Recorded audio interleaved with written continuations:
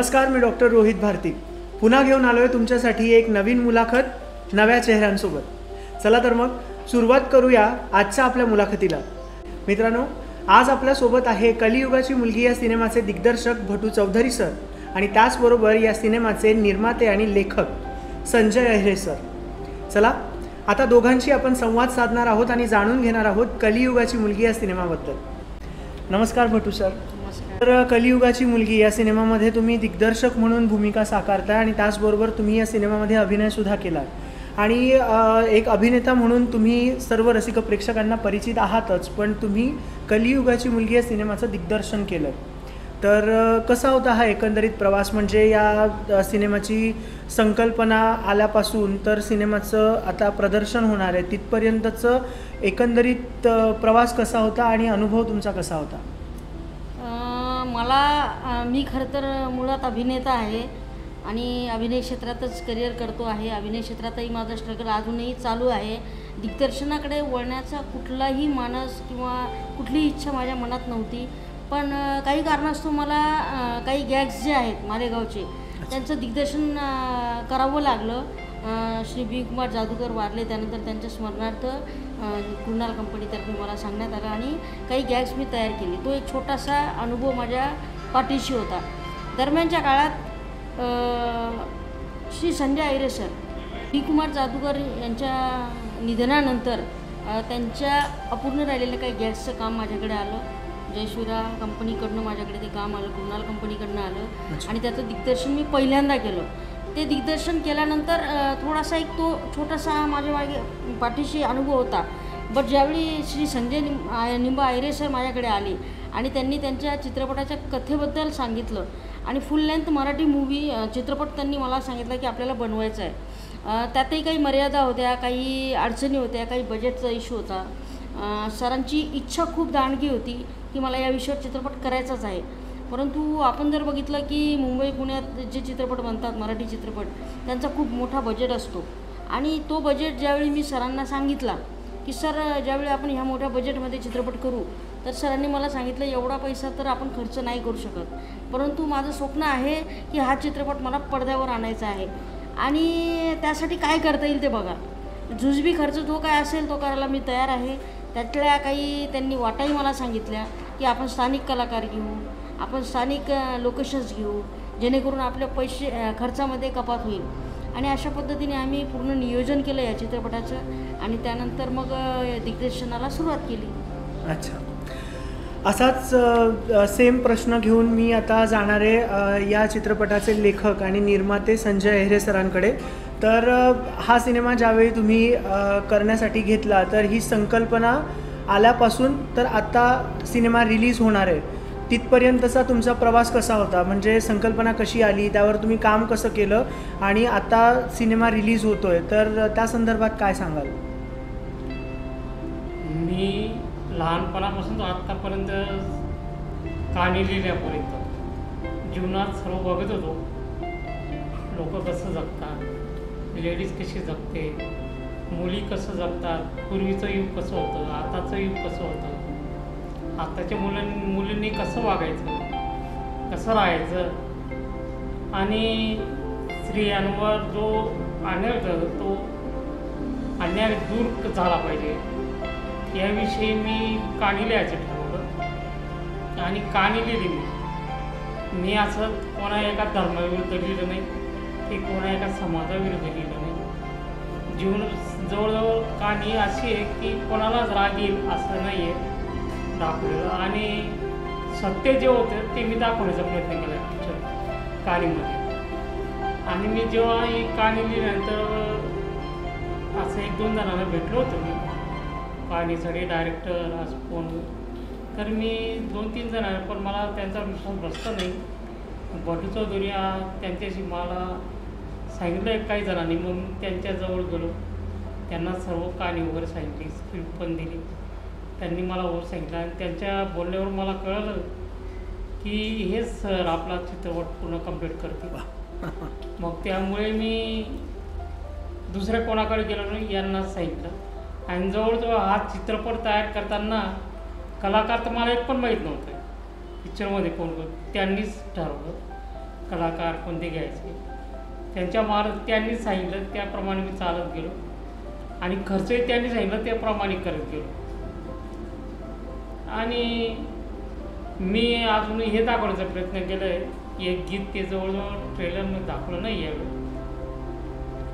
तर मला हुंडा नको पाहिजे पण हे गीत राहून गेलेलं आहे आमच्याकडून.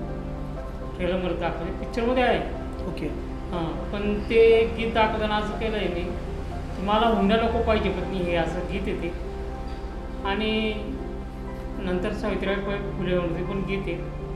नंतर कलियुगाची मुलगी कशी असेल बाई त्याच्यावर पण गीत आहे.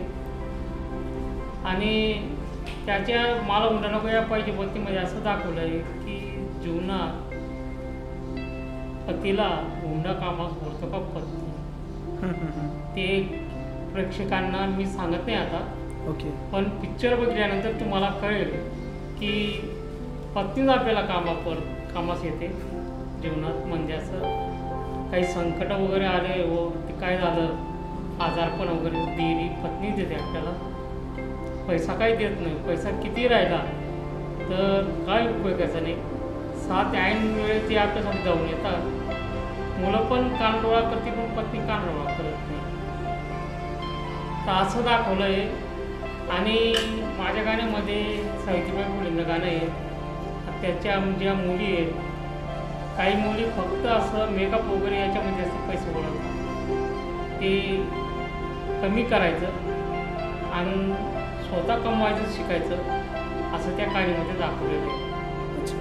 आणि सर्व मग डायरेक्टरकडे सांगतील त्याप्रमाणे केलेलं आहे. वा.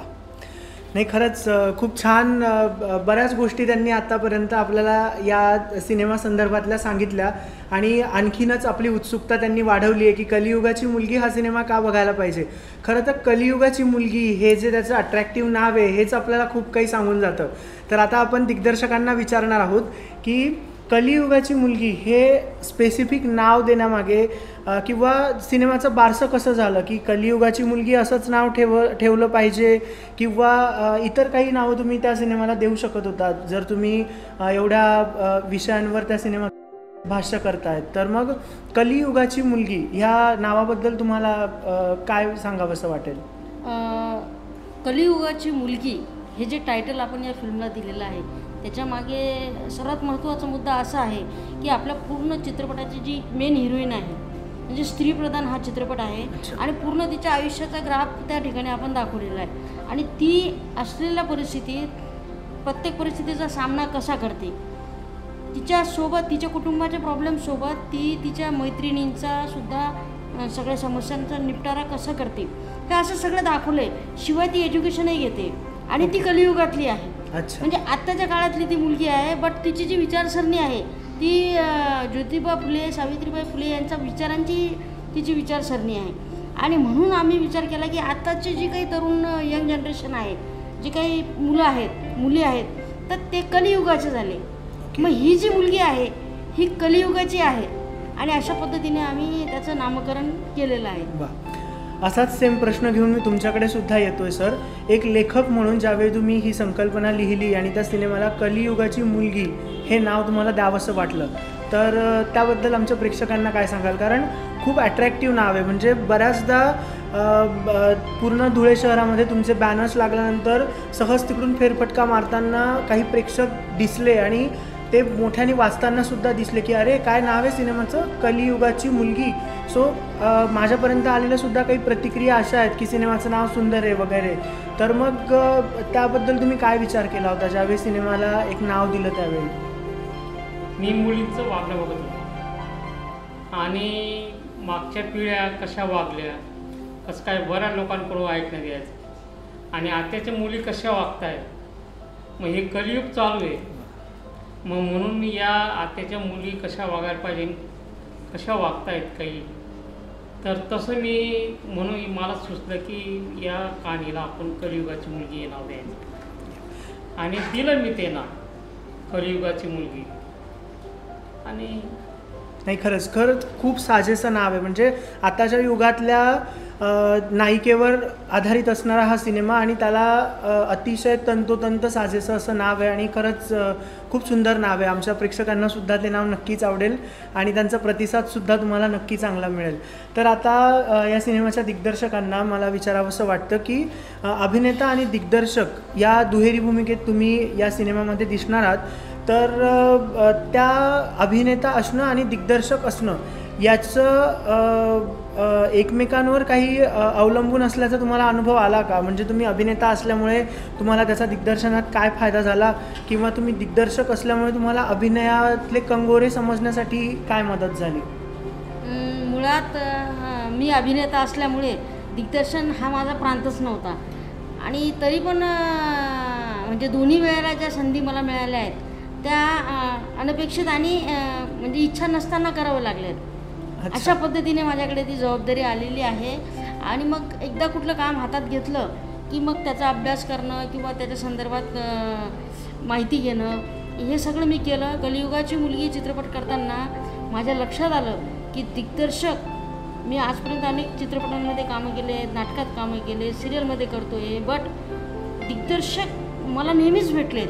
पण तो दिग्दर्शक किती मेहनत घेतो हे ज्यावेळी मी त्या रोलमध्ये गेलो दिग्दर्शनाच्या त्यावेळी मला कळलं, अरे हॅट्स ऑफ आहे या सगळ्या दिग्दर्शकांना. कारण की तुम्हाला कंटिन्युटी, तुम्हाला ते सगळे सीन्स, या सगळ्या कलाकारांची जुळवाजुळव, कोणाची तारीख घे, कोणी म्हणतो मी आज नाही आहे, आपण सेट लावायचा आणि मग एखादा कलाकार सांगतो की माझ्या कडे काहीतरी वाढदिवस आहे, मी येणार नाही आहे. हे सगळं जे बर्डन असतं किंवा हा जो प्रेशर असतो हा दिग्दर्शकाच्या डोक्यावर असतो. निर्माता जे असतात त्यांच्याही डोक्यावर असतो, याबद्दल वाद नाही. परंतु या सगळ्या जबाबदाऱ्या ज्या आहेत त्या दिग्दर्शकावर असतात आणि त्या सगळ्या जबाबदाऱ्या पेलताना खूपच दमछाक होते आणि खरंच सांगतो की खूप दमछाक झाली.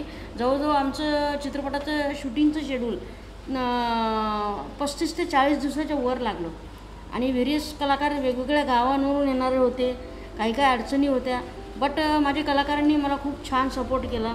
ठीक आहे, थोडाफार उशीर होतच असतो, पण ज्यावेळी सेटवर आपण आलो की मग चिडचिड तर होणारच आहे, स्वाभाविक आहे. आणि मी सेटवर रेडी असायचो आणि कलाकार यायचा नाही, मग शेवटी थोडी चिडचिड व्हायची. पण मग सगळ्या कलाकारांनीसुद्धा मला सांभाळून घेतलं आणि दिग्दर्शनात माझ्या काय चुका झाल्या असतील हे तुमच्यासारखे या क्षेत्रातले जे दिग्गज लोक आहेत हे ज्यावेळी चित्रपट बघतील त्यावेळी मला सांगतील आणि तेव्हा मला कळेल.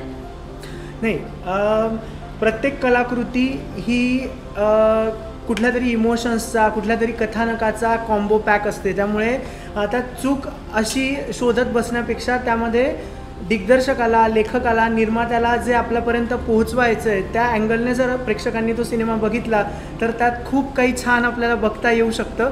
आणि आणखी एक गोष्ट यांच्या या सगळ्या संभाषणातून आपल्याला समोर आली की जावे त्याच्या वंशात तेव्हा कळे. कारण त्यांनी ज्यावेळी 2 भूमिका या ठिकाणी पार पाडल्या त्यावेळेचा त्यांचा हा सुंदर अनुभव त्यांनी आपल्याला सांगितला. आणि तुमचं या सिनेमातलं जे पात्र आहे त्या संदर्भात तुम्ही काय सांगाल? हो, अतिशय छोटं पात्र मला मिळालं, परंतु अतिशय सुंदर ते कॅरेक्टर आहे. मी आणि माझा भाऊ आम्ही दोघं शेती करतो, छोटीशी शेती आहे आमची आणि मोठ्या भावाला जी मुलगी असते तर त्या मुलीच्या लग्नाची वेळ येते आणि त्यासाठी आम्हाला आमची शेती, मला माझी बैलगाडीसुद्धा विकावं लागते.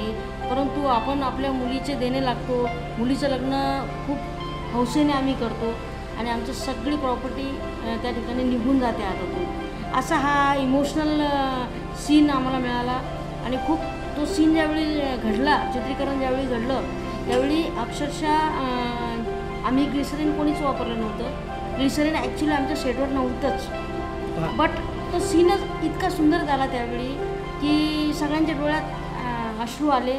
जे चित्रपटाचं शूटिंग बघत होते आमचे काही क्रू मेंबर्स त्यांच्या देखील डोळ्यात पाणी आलं आणि खूपच छान सीन येतो.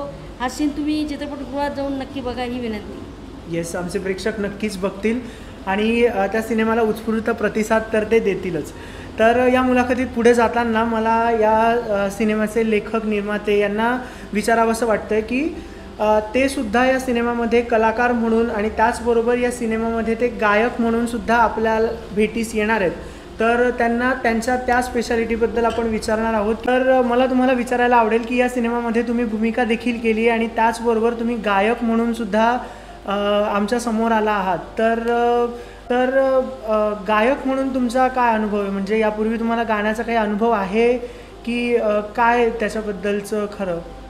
मी सुरुवातीला मी कधीच क्लास लावलेला नाही. ओके. पण गीत मीच लिहितो गीत. आणि पहिल्याने अगोदर मी समूह नावाची जो अल्बम आहे तो तयार केला होता. त्याच्यामध्ये जवळजवळ पूर्ण गाणी मी म्हटले, 9-10 गाणे त्याच्यासुद्धा. आणि मला असं क्लासमध्ये डायरेक्ट गीत लिहिलं चाल तर मलाच माहिती होती मग, त्यामुळे मला काही अशी अडचण आली नाही.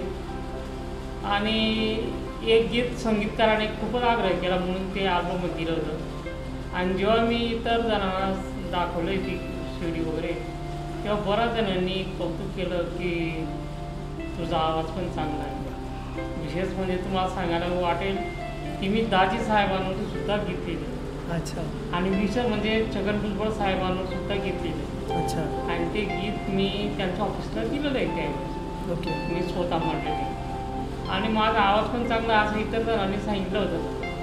म्हणून त्या समोर शिडीतलं गाणं मी गीत मी या पिक्चरमध्ये टाकलेलं आहे. ते गीताची सुरुवातीचे ओळ आहे, मला हुंडा नको पाहिजे पाहिजे.